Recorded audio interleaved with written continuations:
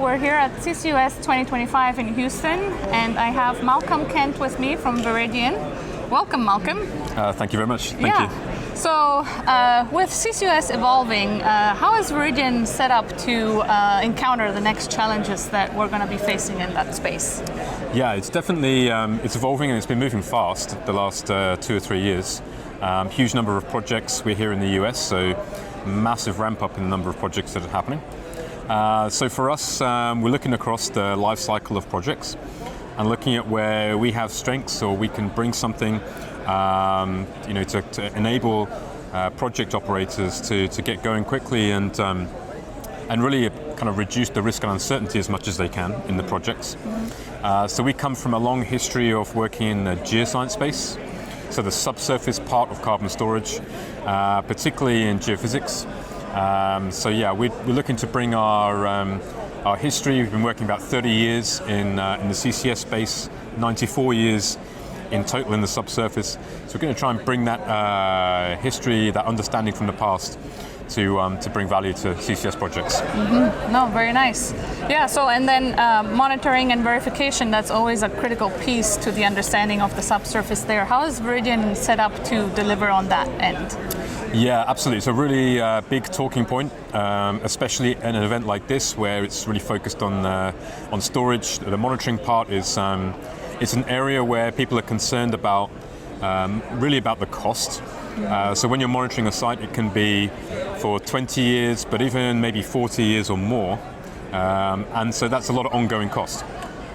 So what we look at is we look at fit-for-purpose solutions for different scales of project. But really, I think what's most interesting in the monitoring space is how you can be more cost-effective, but still tick the boxes of the regulations that you need to tick.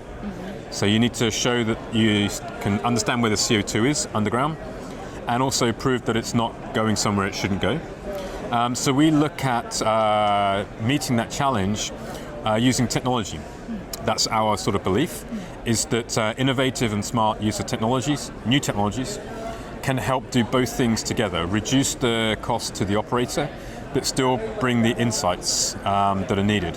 And for us, like one of the key technologies out there that's becoming more and more mature is actually using fiber optic cables. So that's one thing that we work on a lot at the moment. But there are other technology solutions out there trying to do the same thing, reduce the cost over time to the operator. Okay, great. And in terms of scaling up CCUS, what is the major industry goal, right? So how does Viridien try and tackle that aspect of upscaling? Yeah, it's a good question.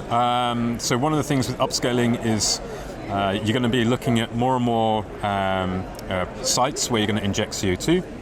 And maybe they coalesce into hubs, potentially, for economy of scale. Some of them won't be able to scale into hubs. So we start off our process in the life cycle looking at where can you store CO2. So in terms of the scale up, a lot of people will talk about huge volumes of CO2 that need to be stored underground. And that means you have to understand where that's possible and what capacity you have underground that you can use. So that's where we begin our process in the life cycle, supporting the operator, is doing what we call geological screening studies to say, okay, in 30 kilometers or maybe 50 kilometers of your site, this is where you can store CO2, and this is how much you can store. So maybe it's 20 million tons or 40 million tons. And we actually have a strong partnership with Baker Hughes next door to us, and we work with them from this point forwards to really understand the economics and how feasible it is to store X amount of CO2 in a given location. And that will become really important in the scale up in the future, where you have more and more sites, more and more volume of CO2, etc. Yeah. Great. Yeah. Welcome. Thank you so much.